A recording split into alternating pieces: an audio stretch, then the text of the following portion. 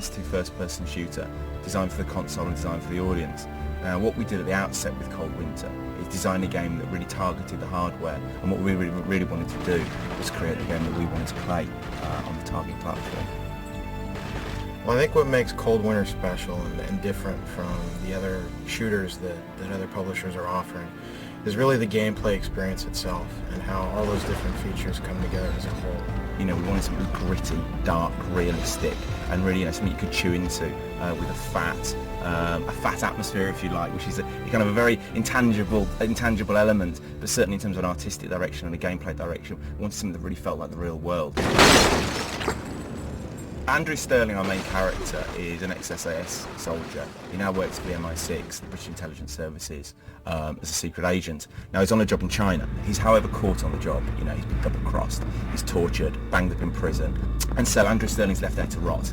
However, 6 months after his initial incarceration, the beautiful Kim comes in to rescue him, and it turns out, as the story unfolds, that they have a history, and it's not what you expect. You know, it really isn't what you expect from a spy story. It's got an awful lot of plot twists and plot turns. So with Kim, having a female lead in particular, did a lot to help us develop Andrew Sterling as a character.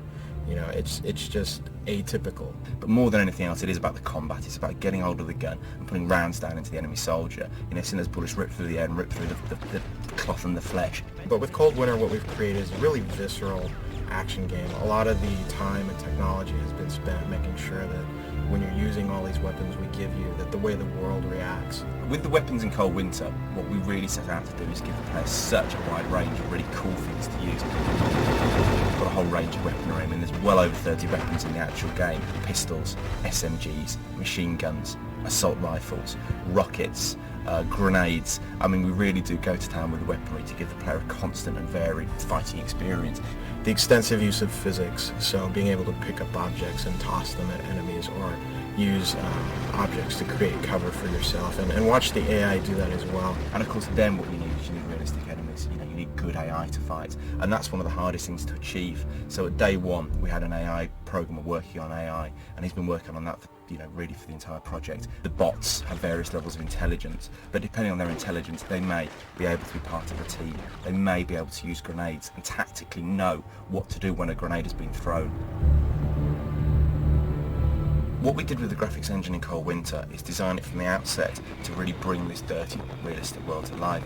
Once you have the effects going in, the movement, the moths fluttering around light bulbs, birds taking off from windowsills, bits of dust coming down from fireworks that are going off in Chinese New Year, then the world starts to come to life. Feel like they're a spy, feel like they're a MacGyver of sorts.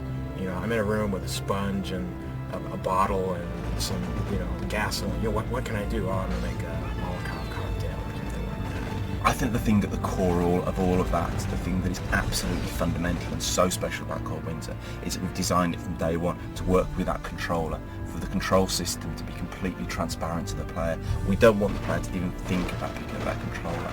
We just want them to pick up the game, start playing, start fighting, and enjoy that raw, core combat experience. It's really all about trying to give people a game that, as a whole, with everything together, is something so unique that they feel comfortable telling their friends, like, I played this game and it's good and it's fun and it's entertaining and it was worth my $50, and you should check it out.